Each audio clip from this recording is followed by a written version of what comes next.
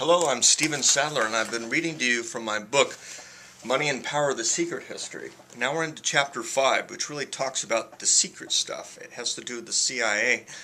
And so I want to introduce the CIA by letting you know it was founded in 1947 by Harry Truman. The National Security Act brought it into being. It was an extension of the OSS, the Office of Strategic Services. It was used in World War II by our military to gain intelligence about the enemy. And during World War II, an Admiral Hellencoiter was head of naval intelligence. He was the attaché, I should say, based in Paris, where David Rockefeller, who worked for intelligence for the Army, was the attaché also based in Paris. And so the Admiral and Rockefeller worked together very closely, and at the end of World War II, they ended up coming together to form the Central Intelligence Agency. It was actually originally meeting in Rockefeller Plaza, 3603 Rockefeller Center, and the offices were right next to David Rockefeller's office. So we know there's a very tight connection between them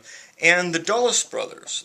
Allen Dulles was not only one of the first founders of the Central Intelligence Agency and a close friend and business associate, partner with Rockefeller's, but he also was the director of the Schroeder Bank and Trust of the United Kingdom. Now, that's very important you understand that, because here's one of the most important players in the CIA. One of the founders was actually tied into the Queen of England because the Schroeder Bank manages money, royal money, and is owned by, partly owned at least, by royal money.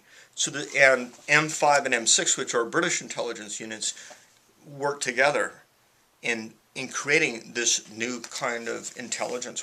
So the Dulles brothers, Allen and John Foster Dulles, who happens to be an in-law of the Rockefeller, Prescott Bush, George H.W. Bush's father, former senator, was one of the founders, and you'll see that the Bush family has been linked with the Rockefellers for 4 generations. They have common business interests, there's intermarried, all kinds of insidious relationships that we're going to talk about.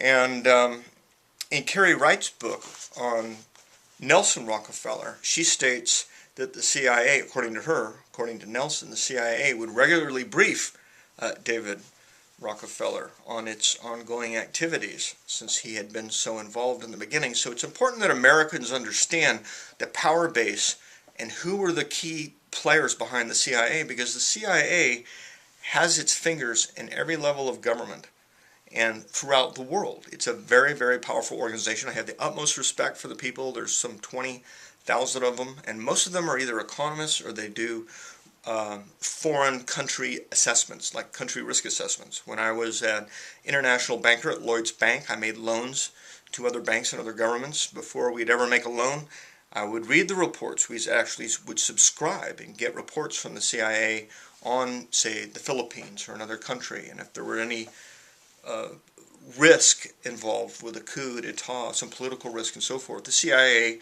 would give us updates. So they play a critical role. They're very important. I have the utmost respect for the CIA. But different administrations have used that organization for personal gain and for political power. And I think all Americans need to take a deeper look at what's going on in our intelligence agencies. We need to be responsible.